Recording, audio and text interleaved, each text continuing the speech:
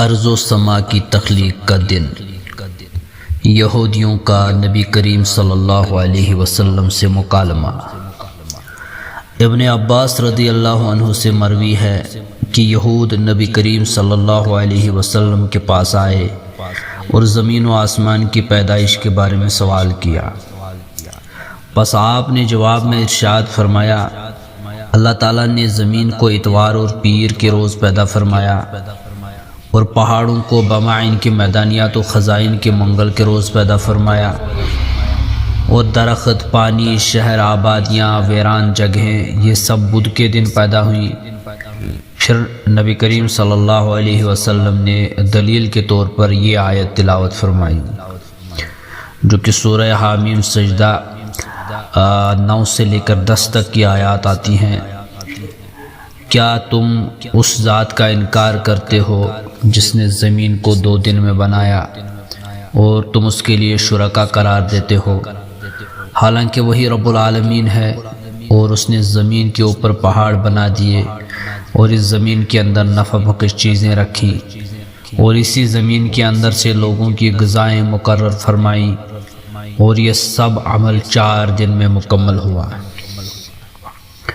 اور سلسلہ کلام کو جاری رکھتے ہوئے فرمایا کہ جمعرات کے دن اللہ تعالیٰ نے آسمان کو پیدا فرمایا، اور جمعہ کے دن ستارے، سورج، چاند اور فرشتوں کو پیدا فرمایا، یہاں تک کہ جمعہ کے دن کی 3 گھڑیاں باقی رہ گئی تھی۔ پھر ان 3 گھڑیوں میں سے پہلی گھڑی میں لوگوں کی عمریں اور دوسری گھڑی میں آفات و مصائب کو پیدا فرمایا، اور تیسری اور آخری گھڑی میں آدم علیہ السلام کو پیدا فرمایا۔ ان کو جنت میں رہائی عطا فرمائی اور ابلیس کو سجدے کا حکم دیا، انکار پر اس سے جنت سے نکال دیا گیا۔ یہ سب آخری گھڑی کے ختم تک ہوا۔ یہود کہنے لگے پھر کیا ہوا؟ تو آپ صلی اللہ علیہ وسلم نے ارشاد فرمایا، ثم استوى علی العرش، پھر وہ اپنی شان کے مطابق عرش پر جلوہ افروز ہوا۔ یہود نے کہا اگر آپ اختتام صحیح کرتے تو آپ کی بات بالکل درست قرار پاتی، اور پھر انہوں نے کہا اس کے بعد اللہ تعالیٰ نے آرام فرمایا۔ نبی کریم صلی اللہ علیہ وسلم یہ سن کر انتہائی ناراض اور غضبناک ہوئے۔ پھر اس آیت کا نزول ہوا، بلا شبہ ہم نے آسمان و زمین اور ان کے درمیان چیزوں کو 6 دن میں پیدا فرمایا، اور ہمیں کچھ بھی تھکاوٹ نہ ہوئی۔ بس آپ صلی اللہ علیہ وسلم ان کی باتوں پر صبر کرتے رہیں۔ یہ سورہ قاف 38 تا 39 آیات ہے۔ پیدائش آدم علیہ السلام۔ رسول اللہ صلی اللہ علیہ وسلم نے میرا حضرت ابو ہریرہ رضی اللہ عنہ کا ہاتھ پکڑا اور فرمایا، اللہ تعالیٰ نے مٹی کو ہفتہ کے دن پیدا فرمایا، اور پہاڑوں کو اتوار کے دن، اور درختوں کو پیر کے دن، اور مکروہ ناپسندیدہ جگہوں کو منگل کے دن، اور روشنی کو بدھ کے دن پیدا فرمایا، اور جمعرات کے دن حیوانات کو زمین پر پھیلا دیا، اور جمعہ کے دن عصر کے بعد آدم علیہ السلام کو پیدا فرمایا۔ یہ آخری مخلوق جمعہ کی آخری گھڑی میں عصر و مغرب کے درمیان پیدا ہوئی ہے۔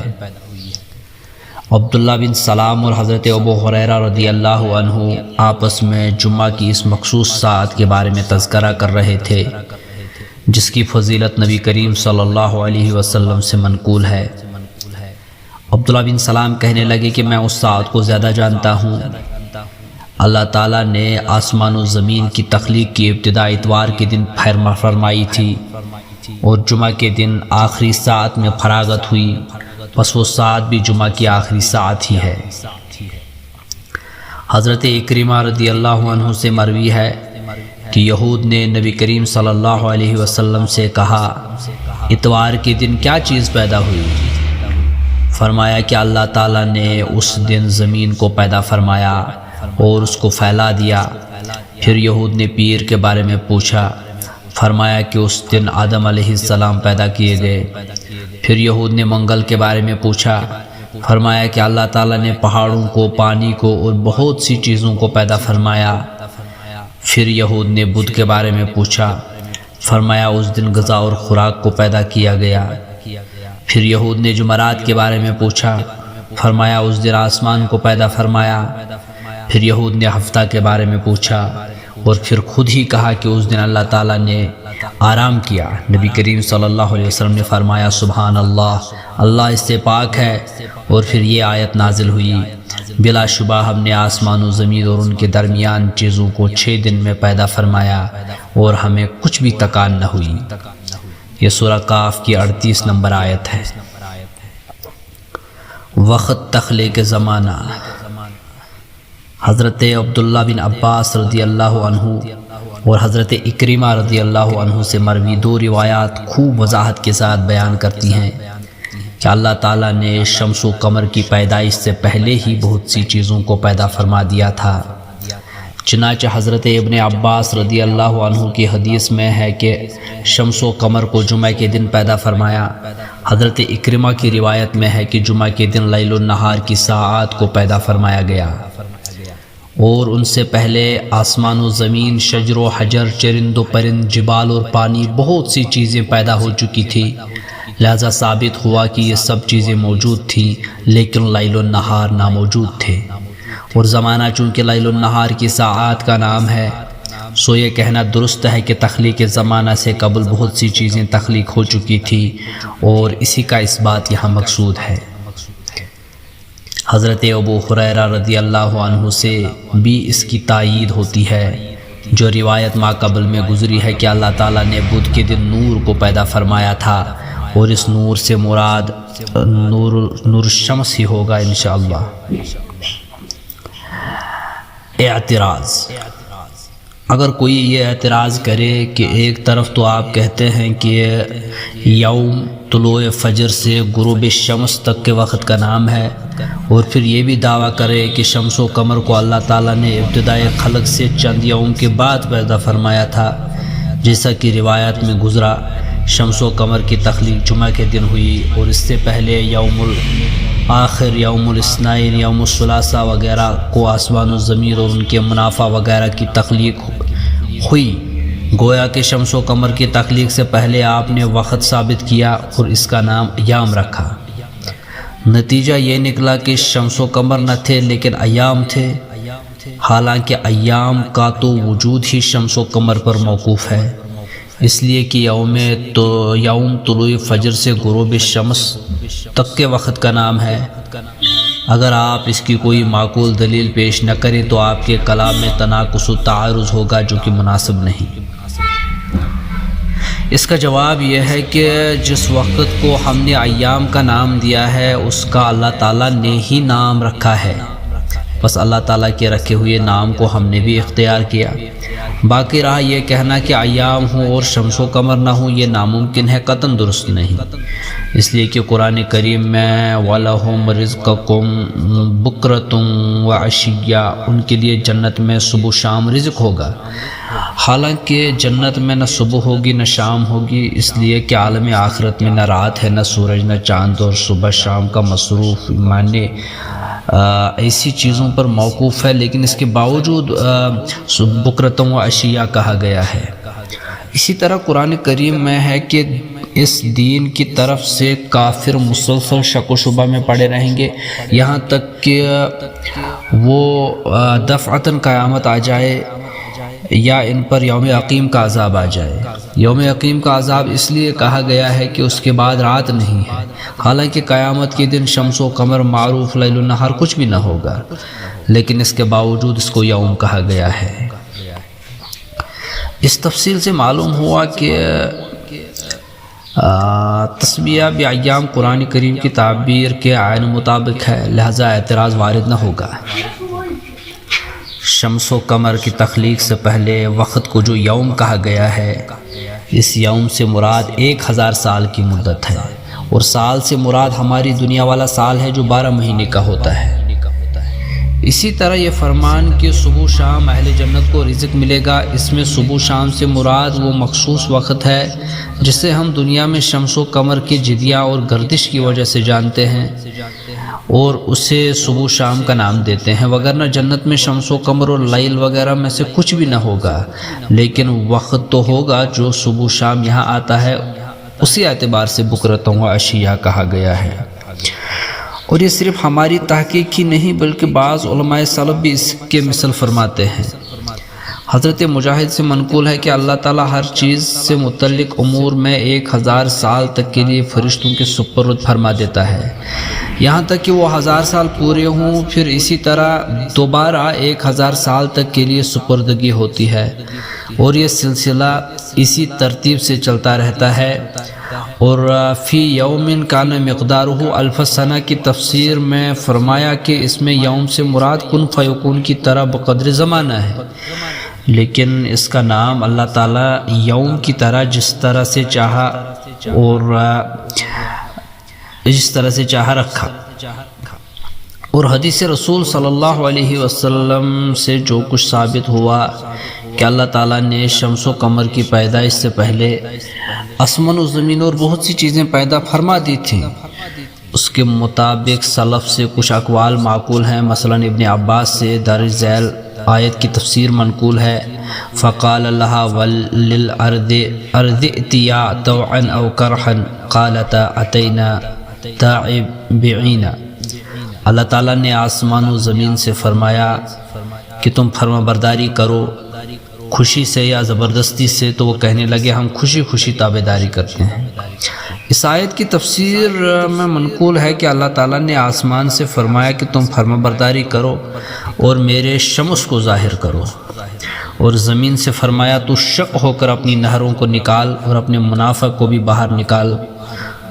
دونوں نے کہا ہم بخوشی تابعداری کرتے ہیں۔ اس روایت میں آسمان سے کہا گیا شمس و قمر و نجوم کو ظاہر کرو۔ حضرت قتادہ سے وَأَوْحَى فِي كُلِّ سَمَاعٍ أَمْرَهَا، اللہ تعالیٰ نے ہر آسمان کی طرف اس کے کام اور ذمہ داری کی وحی فرمائی۔ اس آیت کی تفسیر میں منقول ہے کہ اللہ تعالیٰ نے اس کے اندر شمس و قمر، ستارے اور اس کے منافع کو پیدا کیا۔ سلف کے ان اقوال سے معلوم ہوا کہ یہ بھی اس چیز کے قائل ہیں جو ہم نے بیان کی ہے۔ اس تحقیق کے مذکورہ سے احادیث و اقوال سلف کے حوالہ جات کے ساتھ یہ ثابت ہو گیا کہ آسمان و زمین کی پیدائش زمان، ایام، لیالی اور شمس و قمر سے مقدم ہے۔ واللہ عالم۔ اللہ باقی۔ قرآن کریم میں ارشاد ہے کل من علیہا فان ویبقى وجہ ربک ذو الجلال والاکرام۔ یہ سورۃ الرحمن کی 24 سے 27 نمبر تک کی آیت ہے۔ ہر چیز فنا اور ختم ہو جائے گی، صرف آپ کے رب کی ذات جو عزت و بزرگی والی ہے باقی رہے گی۔ اور لا الہ الا ہوا کل شیء خالق الا وجہہ، یہ سورۃ القصص کی 88 نمبر آیت۔ اس کے سوا کوئی معبود نہیں اور اس کے سوا ہر چیز ہلاک ہونے والی ہے۔ اس سے معلوم ہوا کہ حق تعالی شانہ کی ذات کو بقا و دوام حاصل ہے۔ اس کے علاوہ ہر چیز حتیٰ کہ زمانہ، لیل النہار اور شمس و قمر وغیرہ سب کچھ فنا ہونے والا ہے، جیسا کہ ارشاد خداوندی ہے اذا الشمس کورت، یعنی جب سورج بے نور ہو جائے گا، اس کی روشنی ختم ہو جائے گی اور یہ قیامت کے روز ہوگا۔ اللہ تعالیٰ کی ذات کے سوا ہر چیز کا فنا اور ختم ہونا ایسی چیز ہے جس کے تمام اہل ادیان سماویہ قائل ہیں، خواہ وہ اہل اسلام ہوں یا اہل تورات و اہل انجیل اور مجوس وغیرہ۔ اسی لیے ہم نے اس بحث میں زیادہ دلائل پیش نہیں کیے۔ البتہ ایک قول دہریہ نے اس سے اختلاف کیا ہے، لیکن ہم ان کے قول کے غلط ہونے پر اس کتاب میں نہ کوئی بحث کریں گے اور نہ کسی قسم کے دلائل پیش کریں گے، اس لیے کہ ان کا خطا پر ہونا بالکل ظاہر و بدیہی امر ہے جس پر دلائل قائم کرنے کی حاجت نہیں۔ یہ لوگ اس عالم کے فنا کے تو قائل ہیں لیکن بعثت بعد الفنا کے قائل نہیں ہے، جبکہ جمیع ادیان سماویہ کے قائلین کا یہ عقیدہ ہے کہ اللہ تعالیٰ کے سوا ہر چیز ہلاک و فنا ہونے والی ہے، اور اس فنا کے بعد اللہ تعالیٰ اس نقشہ کو دوبارہ قائم فرمائے گا اور جمیع ہلاک شدگان کو زندہ فرمائے گا، اور یہ سب قیامت کے دن ہوگا۔ حقیقت نامہ اللہ تعالیٰ، یہ بات بالکل بدیہی اور اظہر من الشمس ہے کہ عالم میں سے جو شے بھی مشاہدے میں ہے وہ جسم ہے یا قائم بالجسم، اور جسم دو حال سے خالی نہیں، وہ متفرق ہوگا یا مجتمع۔ اگر متفرق ہے تو اس میں ترکیب و تالیف کا امکان یقینی ہے، اور اگر مجتمع ہے تو اس کے اندر بھی اختراق ممکن ہے، اور یہ دونوں یعنی اختراق مع احتمال الترتیب یا اجتماع مع احتمال الاختراق، چونکہ لازم و ملزوم ہے، اس لیے ایک کے معدوم ہونے سے دوسرا بھی معدوم ہو جائے گا۔ اس تقریر کے بعد ہم کہتے ہیں کہ جب دو جز اختراق کے بعد مجتمع ہوں تو ان کا یہ اجتماع حادث ہوگا، اس لیے کہ یہ اجتماعی شکل پہلے نہ تھی۔ اس طرح اجتماع کے بعد اختراق واقع ہو تو یہ اختراق بھی حادث ہوگا، اس لیے کہ یہ اجتماعی شکل پہلے نہ تھی، اور نہ یہ اختراقی شکل، بلکہ سب بعد میں پیدا ہوئی۔ جب عالم میں موجود ہر شے کا یہ حال ہے کہ اس پر حدوث طاری ہوتا ہے، تو مشاہداتی اشیاء کی جنس میں سے جو اشیاء مشاہد نہیں عدم کی وجہ سے، تو ان پر حکم بھی معلوم ہو گیا کہ وہ بھی حدوث سے خالی نہ ہوں گی۔ اس کے ساتھ ساتھ اس بات میں بھی کوئی شک نہیں کہ اگر شے مجتمع ہے تو کسی مولف کی تالیف ترکیب کی وجہ سے ہی وہ اس شکل میں ہے، اسی طرح اگر مفرق ہے تو کسی مفرق کی تفریق کے سبب ہے، اور یہ مولف و مفرق ایسی ذات ہو سکتی ہے کہ جو اس حدوث سے پاک ہو جو ان پر واقع ہوتا ہے، یعنی اجتماع و اختراق کے احوال کا دور اس پر جائز نہ ہو، اور وہ واحد القہار ذات ہے جو تمام مختلفات کو جامع ہے، اس کے مثل کوئی چیز نہیں، اور وہ ہر چیز پر قادر ہے۔ ان دلائل سے حتمی طور پر یہ بھی ثابت ہو گیا کہ ان اشیاء کی صورت مجتمع یا متفرق بنانے والا اور ان کا محدث ہر چیز سے پہلے وجود رکھتا تھا، سو لیل النہار اور زمان و ساعات سب حادث ہیں، اور ان کا محدث وہ ہے جو ان کے وجود سے قبل ہی ان کی تدبیر و تصرف کرتا تھا، اس لیے کہ یہ بات ناممکن ہے کہ شے محدث موجود ہو اور اس سے پہلے ان کا محدث موجود نہ ہو۔ باری تعالیٰ کا یہ قول اس پر نہایت مضبوط قوی ترین دلیل ہے۔ کیا انہوں نے اونٹ کی طرف نہیں دیکھا کہ اس نے اسے کیسے بنایا، اور آسمان کی طرف کہ اس نے کیسے بلند کیا، اور پہاڑوں کی طرف کہ اس نے ان کو کیسے نصب کیا، اور زمین کی طرف کہ اس نے اس کو کیسے بچھایا؟ یہ سورۃ الغاشیہ کے اندر بیان ہوا ہے۔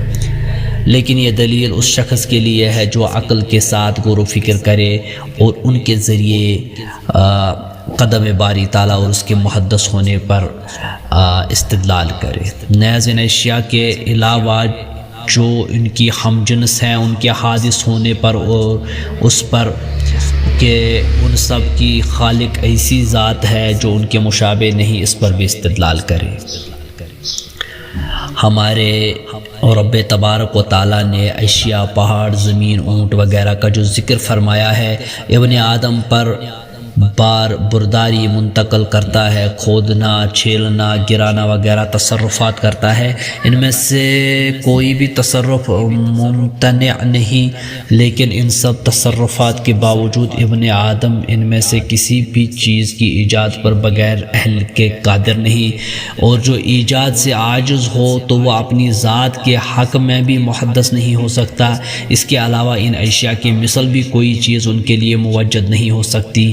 بس حقیقت یہ ہے کہ ان کی موجد ایسی ذات ہے جس کے ارادہ میں کوئی چیز حائل نہیں ہو سکتی، اور نہ کسی چیز کا احداث اس کے لیے ممتنع ہے، اور وہ اللہ تعالیٰ کی ذات بابرکات ہے۔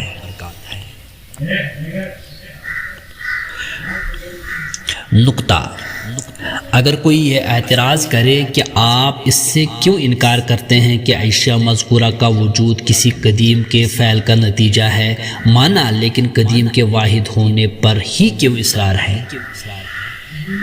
جواب، اس کا جواب یہ ہے کہ ہم اپنے وجود کی طرف نگاہ ڈالتے ہیں تو ہمیں محیر العقول نظام اور مسلسل و متصل تدابیر و تصرفات نظر آتے ہیں اور تخلیقی ڈھانچہ انتہائی کامل دکھائی دیتا ہے۔ لہٰذا اس بنا پر ہم کہتے ہیں کہ اگر تدبیر و تصرف کرنے والے دو ہوں جیسا کہ قائل نے کہا تو ان میں اتفاق ہوگا یا اختلاف؟ اگر اتفاق ہو تو در حقیقت یہ بالکل ایک ہی ہوگا اور دونوں کا معنی ایک ہوگا، بلکہ قائل نے آج خود ایک کو دو قرار دیا جو بدیہی خلاف عقل ہے۔ اگر اختلاف ہو تو وجود خلق احسن و کامل نہ ہوا اور ان میں تدبیر و تصرفات منظم پیمانے پر ممکن ہے، اس لیے کہ ہر ایک کا فعل دوسرے کے خلاف ہوگا۔ ان میں سے ایک جب کسی کو زندہ کرے گا دوسرا اس کی موت سے ہمکنار کرے گا، ایک اگر کسی چیز کو ایجاد کرے گا دوسرا اس کو فنا کرے گا۔ اس کشمکش میں یہ محال و ناممکن ہے کہ کسی شے کا وجود صحیح سالم پایا جائے، لہذا تمام نظام خلق کا اس احسن و منظم پیمانے پر ہونا ذات قدیم کے ایک ہونے کی بدیہی و مشاہداتی دلیل ہے۔ اسی حقیقت کا اللہ تعالیٰ نے قرآن کریم میں بیان فرمایا، اگر آسمان و زمین میں کئی خدا ہوتے تو یہ دونوں تباہ و فنا ہو جاتے، پس اللہ تعالیٰ جو کہ رب عرش ہے ان تمام چیزوں سے پاک ہے جو کہ یہ مشرکین بیان کرتے ہیں۔ یہ سورۃ الانبیاء کی 22 نمبر آیت ہے۔ دوسری جگہ ارشاد فرمایا، اللہ تعالیٰ نے کسی کو اپنی اولاد قرار نہیں دیا اور نہ اس کے ساتھ کوئی اور اللہ ہے۔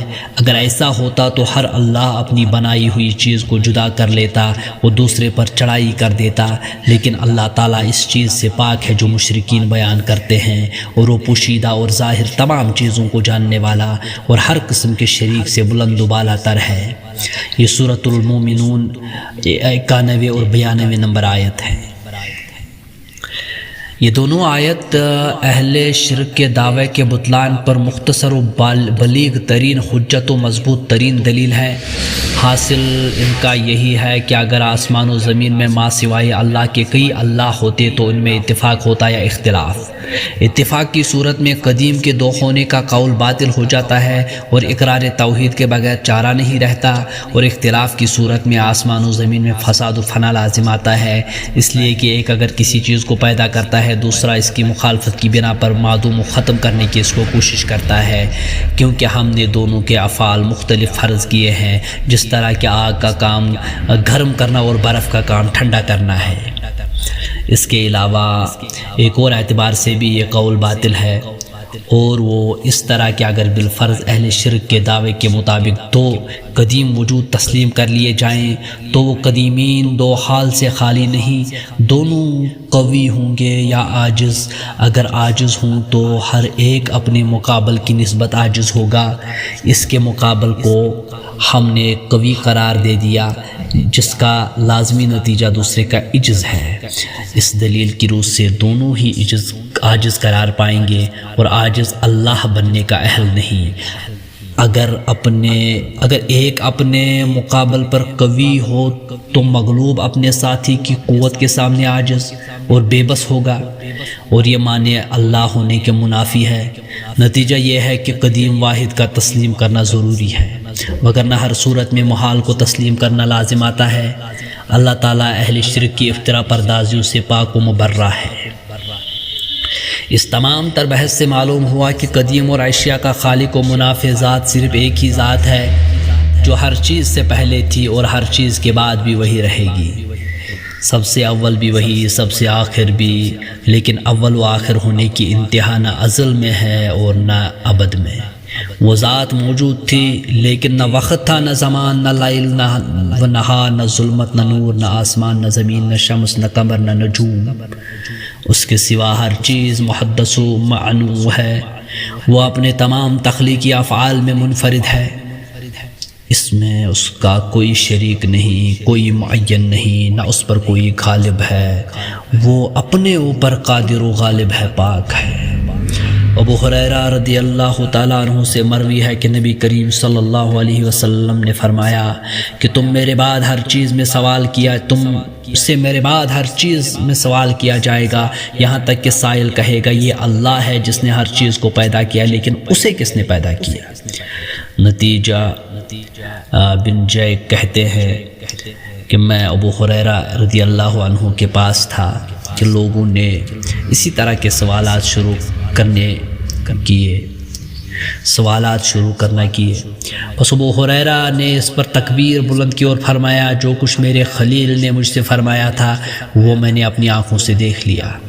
میں اس کا انتظار کر رہا تھا کہ نبی کریم صلی اللہ علیہ وسلم نے فرمایا کہ جب لوگ تم سے اس قسم کے سوال کریں گے تو تم انہیں جواب میں کہو اللہ تعالیٰ ہر چیز کا خالق ہے، وہ ہر چیز سے پہلے تھا اور ہر چیز کی بعد بھی وہی رہے گا. حاصل کلام. جب ان تمام عقلی و نقلی دلائل سے معلوم ہو گیا کہ اشیاء کا خالق تھا اس حال میں کہ اس کے سوا کوئی نہ تھا، اسی نے اشیاء کو پیدا کیا اور ان میں مدبرانہ تعریفات ہے اور انواع و اقسام کی مخلوقات کو پیدا کیا. وقت و زمان و شمس و قمر کے اپنے افلاک میں جزیان کی وجہ اوقات و ساعات معلوم ہوتی ہیں، تاریخیں مرتب ہوتی ہیں اور لیل و نہار کے درمیان فاصلے قائم ہوتے ہیں. لہذا اب ہم شمس و قمر سے پہلے کی مخلوقات کے بارے میں کلام کرتے ہیں اور ان میں بھی سب سے مقدم کیا ہے اس کے بارے میں بتلاتے ہیں.